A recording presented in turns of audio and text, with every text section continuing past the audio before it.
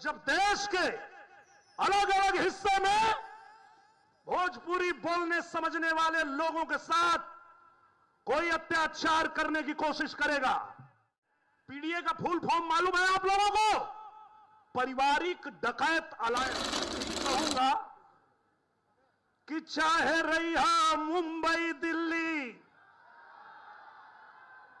चाहे रही मसूरी में, लिखिया पढ़िया कोनो भाषा, बतिया भोजपुरी में। जय भारत, जय भोजपुरी। एक बार आजमगढ़ से यह आवाज बुलंद होनी चाहिए, जय भारत, जय भोजपुरी। काहे? पूज्य महाराज जी ने कहा कि हमारे बोलने से पहले निरहुआ कुछ दो लाइन गा दो।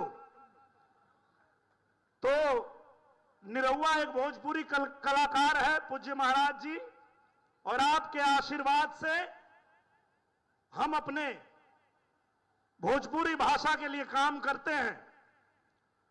और जो लोग भोजपुरी भाषा बोलते हैं उनकी एक खासियत होती है कि भोजपुरिया जवान नहीं सहेला गुमान, बाई बतिया के गावे गावे हाला,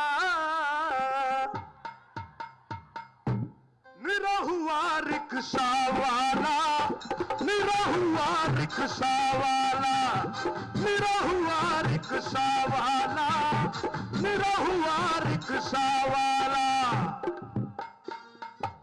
और जब देश के अलग अलग हिस्से में भोजपुरी बोलने समझने वाले लोगों के साथ कोई अत्याचार करने की कोशिश करेगा, कोई भी हमारे भोजपुरी बोलने वाले लोगों के साथ मारपीट करेगा, तो आज इस मंच से बताता हूं मैं उसको, जे ना गरीब संग करे इंसाफ हो,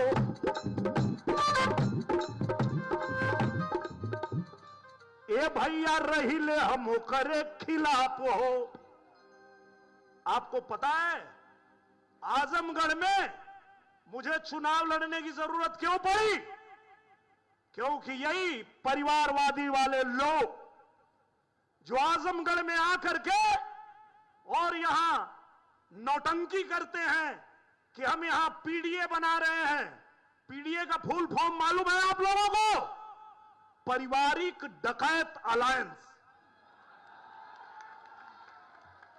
ये परिवारवादी लोग जो पूर्वांचल को हमेशा नेग्लेक्ट किए, पूर्वांचल के लिए कभी कुछ किया नहीं, आज पूज्य योगी आदित्यनाथ महाराज जी के शासनकाल में पूरा उत्तर प्रदेश तो उत्तम प्रदेश बन ही रहा है।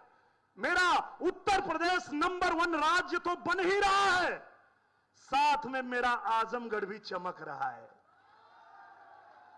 मेरा पूर्वांचल भी चमक रहा है। पूर्वांचल एक्सप्रेसवे से आजमगढ़ को जोड़ के आज पूज्य महाराज जी ने पूर्वांचल का भाग्य बदल दिया है।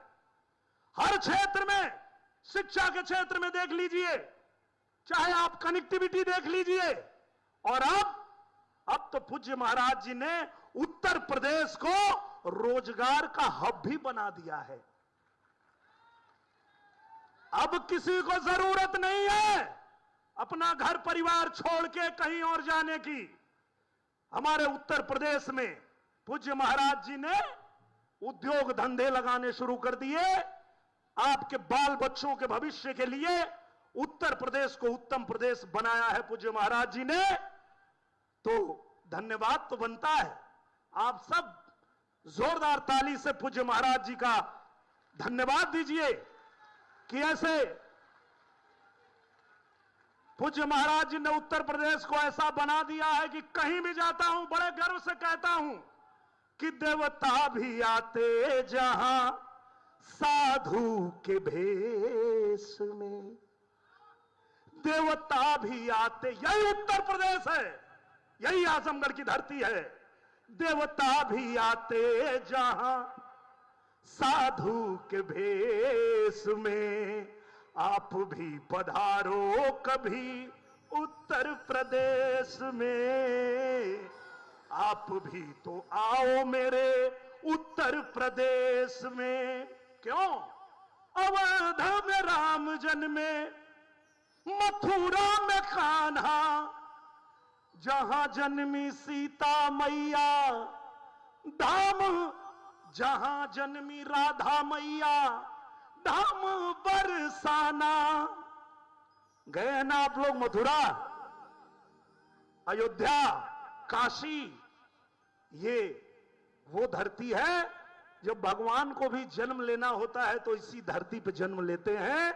यही उत्तर प्रदेश है, जिस उत्तर प्रदेश को पूज्य महाराज जी ने सबके लिए चमकाया है, सबके लिए बनाया है, और सबका स्वागत अभिनंदन करने के लिए हम लोग तत्पर रहते हैं। तो इसीलिए मैं अब ज्यादा कुछ नहीं कहते हुए, पूज्य महाराज जी का आदेश था, 2 लाइन मैंने गा दिया, और अब पूज्य महाराज जी को हम लोग सुनेंगे। और आज जो उपलक्ष्य है, आज आजमगढ़ की धरती पे जैसे ही पूज्य महाराज जी के शुभ हाथों से एक पेड़ लगाया जाएगा, आजमगढ़ में पेड़ की संख्या जो वृक्षारोपण हो रहा है वो 60 लाख हो जाएगी। एक जोरदार ताली होनी चाहिए इस अभियान के लिए, क्योंकि भविष्य को भी संवारना है, अपने प्रकृति को भी संवारना है, संभालना है। तो इसके लिए पूज्य महाराज जी, पूज्य हमारे प्रधानमंत्री जी के इस अभियान को जिस तरह से आगे बढ़ा रहे हैं, इसमें आप लोगों का भी योगदान मिल रहा है। इसके लिए आप लोगों को भी नमन है, प्रणाम है। अब इन्हीं बातों के साथ मैं अपने वाणी को देता हूं विराम। बोलिए मेरे साथ एक बार, जय जय श्री राम, जय जय श्री राम।